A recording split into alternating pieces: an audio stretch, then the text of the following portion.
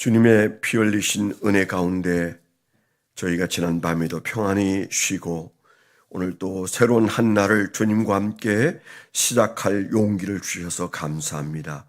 주님, 오늘도 주님과 동행하는 생애 가장 위대한 날로 만들어낼 수 있는 복된 기회를 허락해 주옵소서. 주님과 함께 주님의 뜻을 이루어드리는 귀한 종들이 되기를 원합니다. 오늘도 주님 앞에 예배드리고 한 날을 시작하기를 사모하는 거룩한 백성들이 이 새벽 시간에 새벽을 깨웠습니다. 주님 영광을 받으시고 우리와 함께하여 주시옵소서. 예수님 이름으로 감사하며 기도드렸습니다. 아멘. 오늘 하나님께서 우리에게 주신 말씀은 역대하 20장 21절입니다. 역대하 20장 21절로 26절.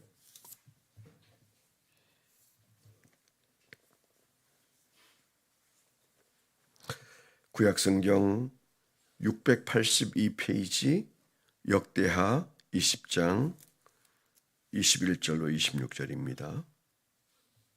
합독해서 읽도록 하겠습니다. 시작. 백성과 더불어 의논하고 노래하는 자들을 택하여 거룩한 예복을 입히고 군대 앞에서 행진하여 여호와를 찬송하여 이르기를 여호와께 감사하세 그의 인자하심이 영원하도다 하게 하였더니 그 노래와 찬송이 시작될 때에 여호와께서 복병을 두어 유다를 치러 온 암몬 자손과 모압과 세일산 주민들을 치게 하심으로 그들이 패하였으니 곧 암몬과 모압 자손이 일어나 세일산 주민들을 쳐서 진멸하고 세일 주민들을 멸한 후에는 그들이 서로 쳐 죽였더라.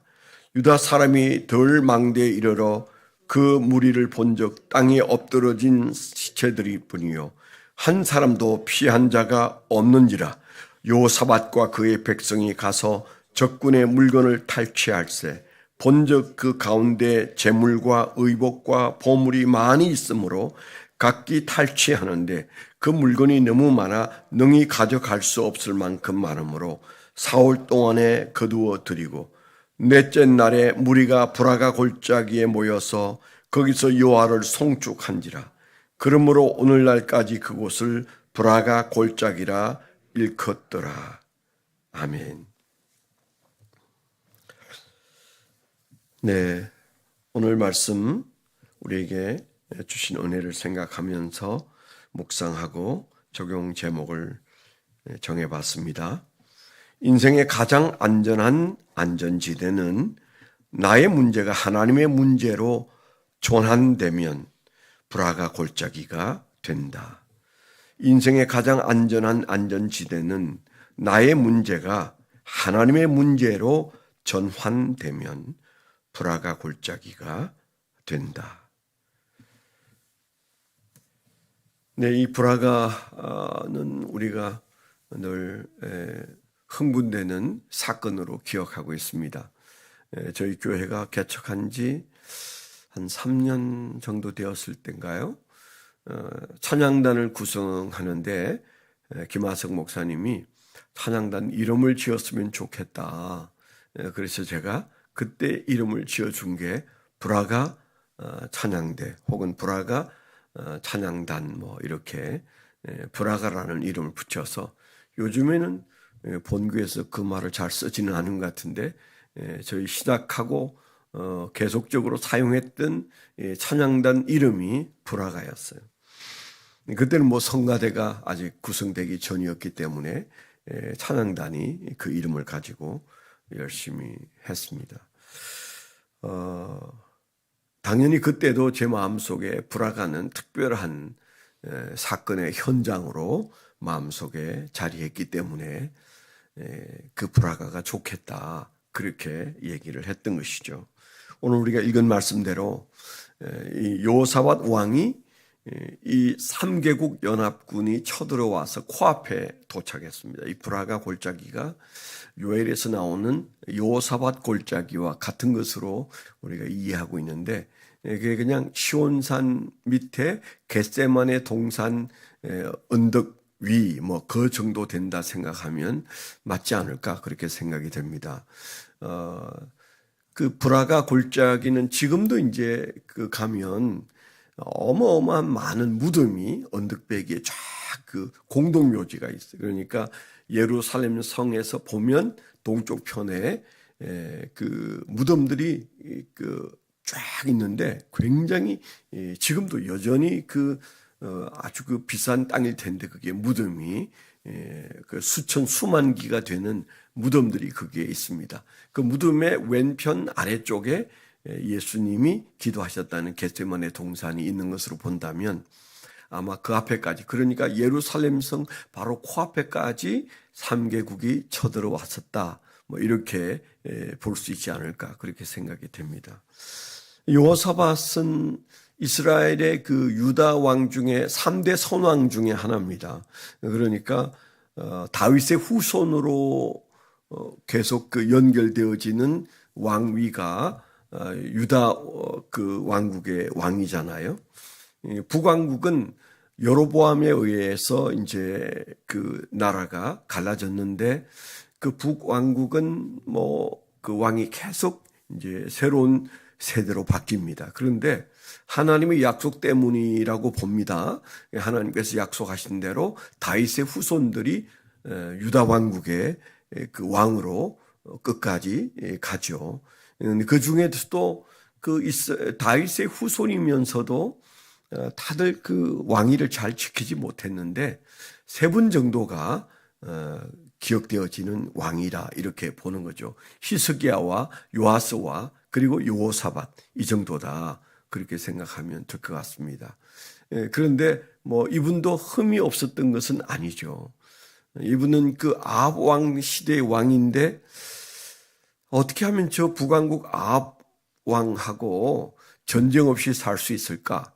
우리가 남과 북이 어떤 대통령이 통치할 때는 이렇게 서로 잘 해보려고 어떻든 돈으로라도 평화가 제일이다 이렇게 생각하는 때가 있었다면 강대강으로 평화는 우리가 힘이 있을 때 지켜진다 이렇게 믿는 그런 논리로 대통령을 할 때와 이렇게 왔다 갔다 하는 것 같습니다. 북왕국과 남왕국의 사이가 아주 신경 쓰이는 나라이다 보니까 여호사밧은 자기 아들과 아합의 딸과 결혼을 시키죠. 실제로 두 나라는 싸움이 별로 없었습니다. 별로가 아니라 여호사밧 때는 없었습니다. 사이가 좋았죠. 그런데 이제 그 북남 두 왕국이 합쳐서 아수르를 치려고 했다가 아합이 죽지 않습니까? 사실은 그가 한 모든 것들이 다 믿음이 좋은 행위는 아니었다. 이제 그런 생각이 듭니다. 어떤 그가 가장 믿음이 좋았을 때 있었던 얘기. 그 3개국이 쳐들어와서 이제 쇠약해져 있는 남왕국을 치려고 왔을 때 아무리 계산해 봐도 그 3국을 당해낼 재주가 없다고 생각할 때였습니다. 그때 그는 하나님 앞에 납작 엎드리죠. 그래서 백성이 볼 때도 엎드리고 혼자 성전에 들어갔을 때도 엎드리고 그는 하나님 앞에 엎드렸던 왕이었습니다. 정말 그는 자기의 채신을 내려놓고 하나님 앞에 몸부림치듯 엎드렸고 하소연했던 그런 사람입니다. 이 앞에 우리가 읽어보면 하나님 앞에 이스라엘의 역사를 다 꺼내놓고 기도합니다. 저렇게 기도하면 맨날도 끊이지 않고 기도하겠구나 이런 생각이 들 정도로 그의 기도는 하나님을 설득하기 위해서 이스라엘 역사를 낱낱이 들추어내어서 하나님 앞에 하나님 보십시오. 이 세상이 이렇게 되어 있지 않습니까? 이제 그렇게 하나님 앞에 기도하는 그 기도를 볼 수가 있거든요. 대단한 기도의 사람이었다. 그리고 하나님의 도움이 필요할 때는 하나님 앞에 전혀 체면을 가리지 않는 사람이었다. 예배 앞에서는 그는 정말 납작 엎드려서 주님 앞에 모든 자기의 권위를 벗어버리고 주님 앞에 항복하듯 엎드리는 사람이었다. 그렇게 말할 수 있을 만큼 그는 하나님 앞에 정말 겸손하고 순한 양이었어요. 하나님은 그의 그런 모습을 보셨을 거예요. 그래서 선지자를 통해서 그에게 한 얘기가 이 전쟁은 너에게 속한 전쟁이 아니다. 이 전쟁은 내게 속한 것이다. 하나님께 속한 전쟁이다. 그 유명한 말을 하게 되잖아요. 그런 대목이 성경에 여러 군데 나오지만 여호사밧에게 하나님이 주신 메시지가 그거였어요. 너희의 전쟁이 아니고 하나님께 속한 전쟁이다. 너희는 구경만 하면 된다. 이제 그렇게 일러주고, 그런데 이제 아주 예민한 문제가 등장합니다. 너희가 어떻게 구경하느냐? 군대를 정렬하고 군대가 안 나가는 건 아니지만 그 앞에 이제 성가복을 입힌 성가대가 찬양을 부르게 해라. 그렇게 하셨어요. 참 기가 막힌 얘기잖아요. 다 좋은데 바로 그 부분, 전쟁에 나가는 군대 앞에 성가대가 성가복을 입고 창과 칼을 드는 게 아니고 거기에서 하나님을 찬양하고 있으라고. 그러면 하나님이 싸우실 것이라고. 그렇게 말하는 참 믿음이 없이는 할 수 없는 그런 일국의 왕이 듣도 보도 못한 전쟁을 치러야 되잖아요. 생각해 보세요. 그 거대한 피비리 나는 전쟁터에서 3개국이 몰려와서 이제는 넘어뜨릴 직전인데, 그런데 백성과 적군이 보는 앞에서, 그리고 칼과 창을 든 군대 앞에서 성가복을 입은 성가대가 찬양을 부른다. 참 그 상황을 한번 상상해 보세요. 세상에 그런 전쟁이 어디에 있겠습니까? 근데 하나님께서 그런 말씀을 하셨고 그는 그렇게 했습니다. 그리고 그들은 아무것도 한 것 없이 자기들끼리 싸우는 전쟁을 구경하게 되고, 그 전쟁이 끝난 다음에 단 한 명도 살아남지 않았습니다. 그들이 스스로 피 흘린 것이 아니라 자기들끼리 서로 자중진환이 일어나서 적인 줄 알고 찌르고 배고하면서 다 죽었어요.